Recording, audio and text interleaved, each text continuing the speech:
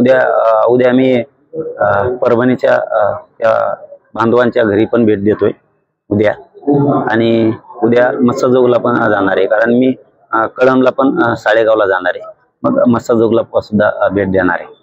आणि 28 तारखेला बीड जिल्ह्यातल्या जनतेच्या वतीनं मोर्चा ठेवलेला आहे. त्या सुद्धा समाजानं, सगळ्या जनतेनं, कारण तो बीड जिल्ह्याच्या जनतेच्या वतीनं असल्यामुळं सगळ्या जनतेनं त्यात सहभागी पण व्हावं. कारण ज्या मागण्या आहेत कुटुंबाच्या त्या पूर्ण करण्यासाठी आपण सगळेजण त्या कुटुंबाला बळ देऊया. 28 तारखेला म्हणजे डिसेंबरच्या, सगळ्यांनी डिसेंबर 28ला त्या मोर्चात सहभागी व्हावं. कारण ते मॅटर नाही दबू देत, कोणाचा पण बाप येऊ दे, ते मॅटर नाही दबू देत.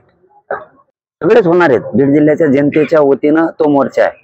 मी जनताच आहे ना, नेता थोडाच नेता थोडं. त्या कुटुंबाला न्याय मिळेपर्यंत मी हटत नाही आणि हटणार सुद्धा, कधीच हटणार.